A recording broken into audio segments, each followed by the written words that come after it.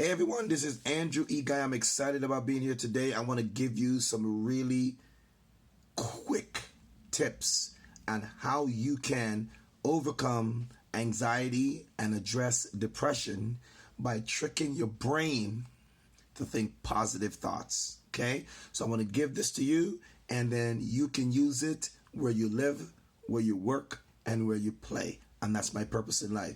Again, if you don't know who I am Andrew E. Guy. I'm a work-life enrichment coaching consultant, and my goal in life is to work with high-performance individuals or professionals to help them gain clarity, gain meaning from what they do, and also to help them build a radically resilient work life. All right, so big shout out to my friends over there at Excel to Wellness. I'm rocking my new hood. This is the white one. I had a black one a few days ago, and this is amazing. It said, I can only get better. And I love them. It's just the colors, everything is great. I like what they're saying. I can only get better. And if we can only get better, we should just do that. All right? Okay, I'm going to de-hood now. I'm going to get right into today's session. Okay, so how do you trick your brain to think positive thoughts? Really? You don't really just trick your brain. It's really a habit that you have to develop. It's a habit that you have to develop by reframing your words. I wrote a book many years ago, and it's called Work Your Words. You can find it out there, get a copy of it, Work Your Words, right? Based on the same principle that I'm going to teach you today. And it's about reframing what you say so you can change or alter the outcome. The outcome could begin with your feelings, your emotions, but then how you express it makes a difference. So I want to use this time just to show you this trick that you can use it anywhere. Are you ready? If you're ready, let's go. So it's almost like computer programming. Okay, I'm not a computer genius, but I know that the statement, the what if statement, is powerful. The what if statement is powerful. A great majority of individuals who suffer from anxiety is because they are misusing the what if statement. Oh, what if? If I say to you, what if? What do you think about? What would you normally gravitate to? Your mind would only gravitate to something that's negative. Okay, what if that happens? The next part of it is then. What if that happened? Then I will do this. You see, we come up with the what if statement, and the what if statement is like an open-ended question, and then it forces you to generate the result. And the crazy part about it is that you're generating result that may or may not happen. So what if this happened to me? What if you get struck by lightning? What if you lose your job? What if all of these different things are what if statement? I don't want you to do what ifs. I want you to change the what ifs. I want you to, first of all, get a piece of paper, pen and paper, and write this down. In the upper right corner of the paper, I want you to write what if. And then I want you to draw an arrow coming down, and then I want you to put then. What if, then what? What if, then what? In that order, okay?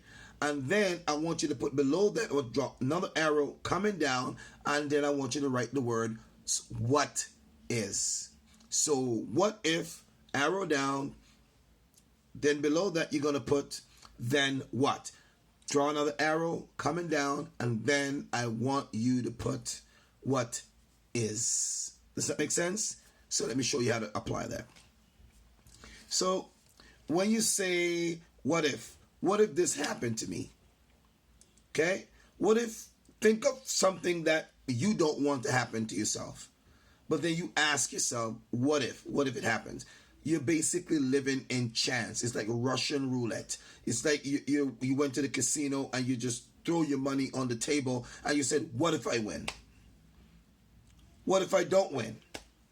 So I want you to take the what if statement. I want you to say, then what? So now, if it was a negative situation, you say, okay, what if, think of a scenario for yourself. What if, and then think of the scenario. Put this scenario in the parentheses. What if, put the scenario in there. And then what I want you to do is said, it may or may not happen.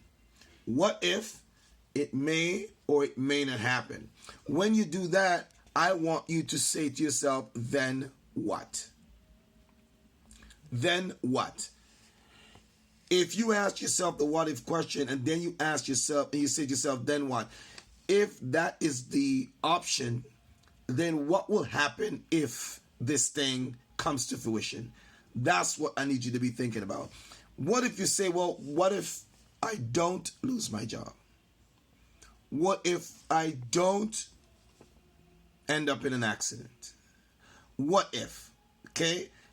Did you know that your insurance, your automobile, all of those insurance is based on a what if statement? Yes. What if you get into an accident? That's how they make money. If you get into an accident, then you're going to need this, you're going to need this, you're going to need that. So the what if statement is almost as if they're trying to predict that something will happen, but they give you that thought. It said, what if you get into an accident? And automatically, what do? Tell me, what do? We start thinking about all the negative things that can happen. Oh, then I need to get a car. Oh, I need to get it towed. Oh, I need to get it fixed. Oh, who's going to pay for it? Right? So when you ask yourself these what if questions, what if, then what? What are you going to do if the thing happens? The next part, what if it doesn't happen? What do you do?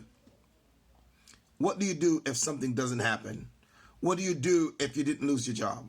What if you lose the job? So you're asking yourself these what if statements because you want to make sure that you want to go to the next step. What is the next step? The next step is to ask yourself, then what is? If you say what if, then what, it may or may not happen, then what you need to do is to draw another arrow, and say what is. What you're trying to do, you're trying to switch from guessing to having empirical evidence and information and proof to back up or to support your thought. And the thought can be an intruding thought. The thought can come from anywhere. It could just be negative thoughts. And the purpose of this basically is to help you to understand how to deal with these negative thoughts when they come in, because these negative thoughts are the ones that cause you to become anxious. Anxiety, basically, in a nutshell, is something that may or may not happen. Does that make sense? It may or it may not happen. 90% of the time, almost, paraphrasing, people believe that it will happen. And because they believe it will happen, they trick themselves into thinking that the outcome is going to be negative. Think about it. Take a moment, think about it. Think of all the times that you're anxious about something. If you're about to give a speech, and then you're thinking, what if it doesn't go well? Think about it. You're about to give a talk. What if it doesn't go well? What if they boo me? That's what we think about. We automatically go to the negative. So I want you to think to yourself, what if that doesn't happen? What are some words or some particular outcomes that you can write down that would substantiate your last statement? What if it doesn't happen? Now write down 5 outcomes, possible outcomes that you can think of when that situation goes in your favor. So what if, change that into it may or it may not happen. And then you can say, if it happens, then this is what I'll do. It automatically helps you become a problem solver. It automatically helps you to start go and thinking about solutions that you can come up with to rectify any potential thing that will throw you off, or something that will sabotage your schedule, or something that will happen out of the ordinary, or some freak happenings that will change the trajectory of how you think. So what if it doesn't happen? Write down 5 things that you can do if it doesn't happen. The next thing I'm going to talk about in the next session is what is. I want to help you understand, if the what if doesn't happen, you need to have a plan for what is. All right? My name is Andrew E. Guy. If you need to learn more about me, go to andrewguyspeaks.com. I'm also a coach, professional development, and if you are a high-performing professional who needs help to deal with anxiety and depression at a high level, please reach out. andrewguyspeaks.com. I'm looking forward to speaking to you in the next one. Don't miss the next one. Trust me on this.